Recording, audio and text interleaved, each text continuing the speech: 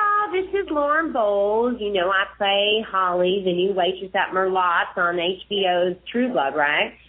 All right, here's the deal. I'd rather spend all night with them damn bloodsuckers than another minute listening to that Mr. Media radio. No thanks. Today on Mr. Media, that's mrmedia.com, I'll talk to Scott Adsit, who plays TGS producer Pete Hornberger on the NBC sitcom 30 Rock. Stick around. Hey, did you know that you can listen to the latest Mr. Media show right on your phone with the Stitcher app? Stitcher is smart radio for your smartphone. Mr. Media is on demand and on the go with Stitcher. Download Stitcher for your phone today. Get the free app at www.stitcher.com. That's STITCHER.com. So much media, so little time. Who keeps track of it all? That would be me. This is Bob Andelman, and this is a Mr. Media interview. You know, mrmedia.com. Mr. Media is recorded live before the surviving cast of WKRP in Cincinnati, right here in the new media capital of the world, St. Petersburg, Florida. Oh, yeah. Hey,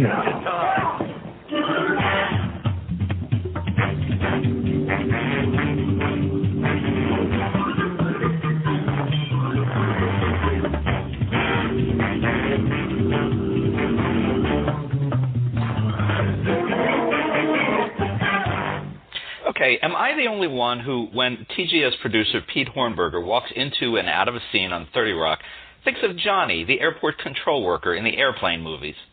That character, played by Steven Stucker, stole many a scene Lloyd Bridges was in, much the same way that Scott Adsit, who plays Pete, can tear away a moment from any character on the show with a sincerely played line of utter lunacy.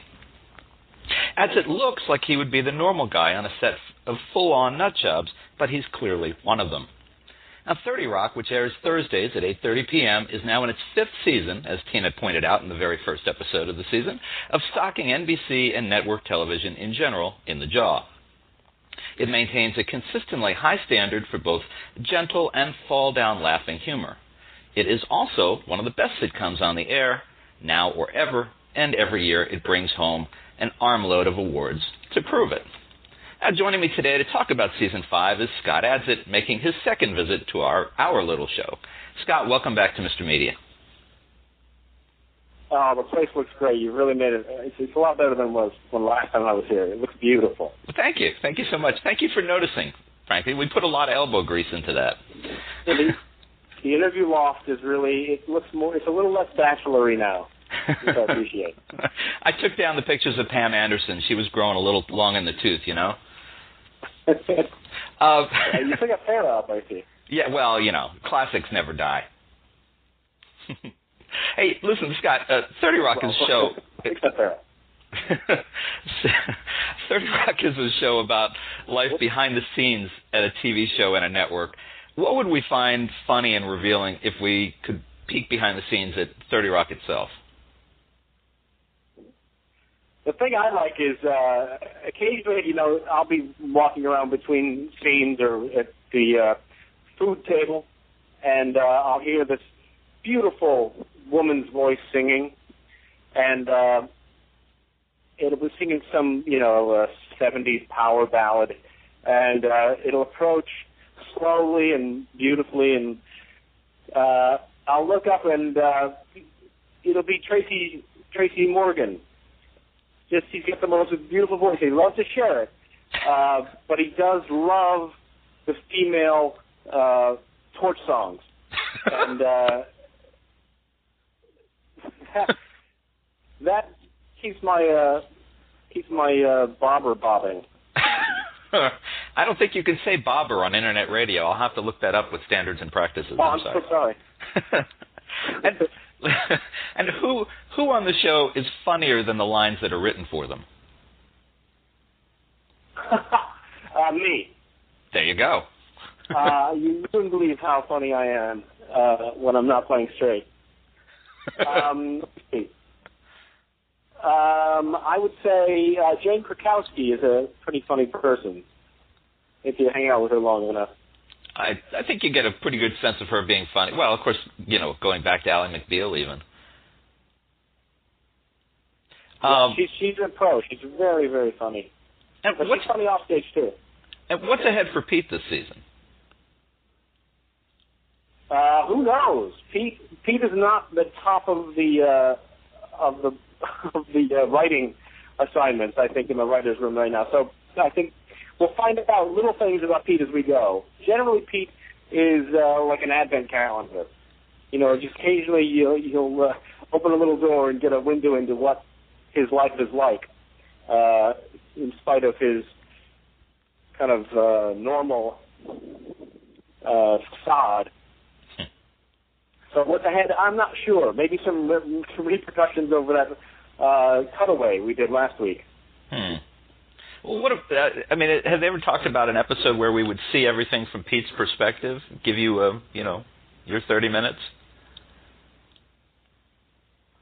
Wouldn't that be great? I don't know. Would be great. We find that out when we get the script. Write a letter. Is it difficult sometimes? Because your moments in the show are very precise. They're very well placed, you acknowledge it. You don't have as many lines as Tracy does, for example. But when you come in, you've got to really hit the mark. It is like stepping into a plate sometimes. When you have less to do, you have to get a home run every time. Mm-hmm. So that's a little difficult, but it's just so well written that it's hard to go wrong. Yeah, let me ask you this: the show's in its 5th year now. Have you ever wondered if you had been cast on the show as someone other than Pete, who might you have been?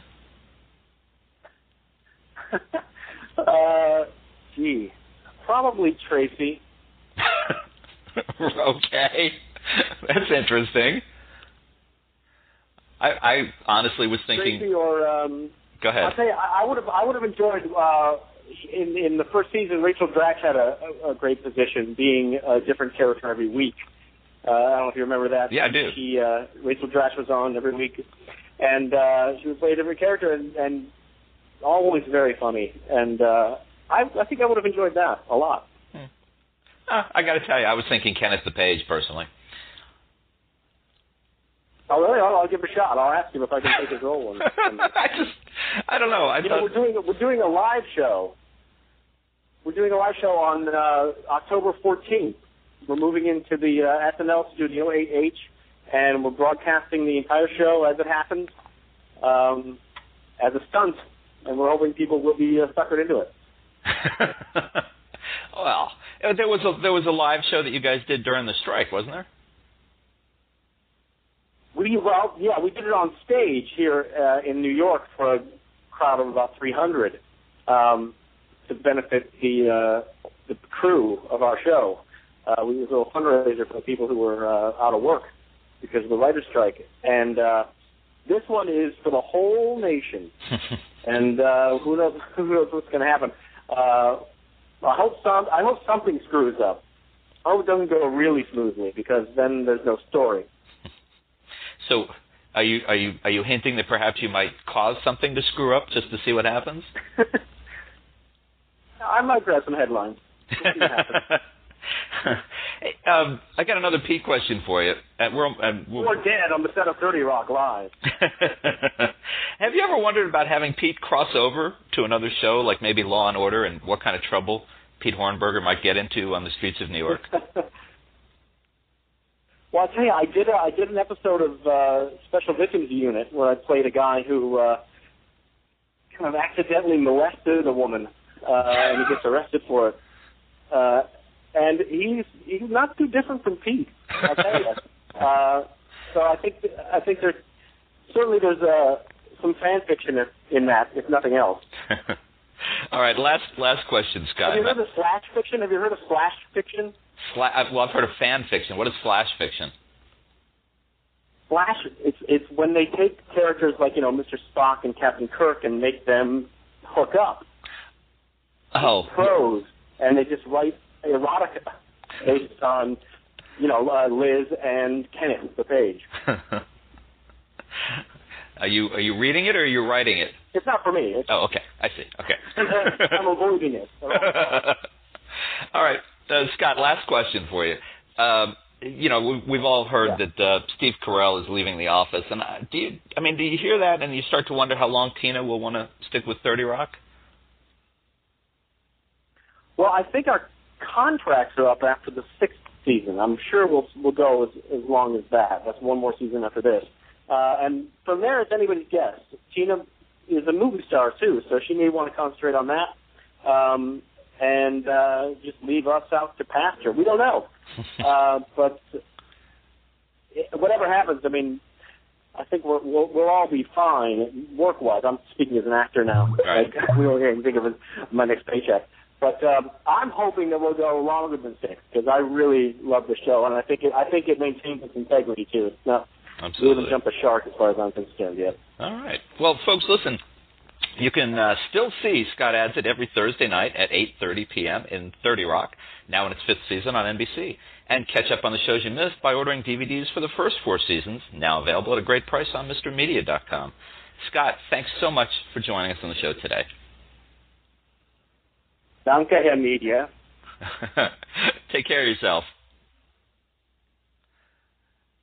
And for more original interviews with your favorite TV and film stars, including our first interview with Scott, surf over to our main website, mrmedia.com. Subscribe to Mr. Media on iTunes, and you'll never miss a show. Just search Mr. Media Interviews from within iTunes and subscribe for free. You can also, give us a couple of stars, write a little review. And if you've got an idea for a guest, email me directly at bob@mrmedia.com, mrmedia.com. And you can follow me on Facebook or on Twitter, twitter.com/Andelman, or on Facebook, just search Mr. Media Interviews. Thanks so much for joining us today. Really appreciate you sharing a piece of your day with Mr. Media. Thanks for listening.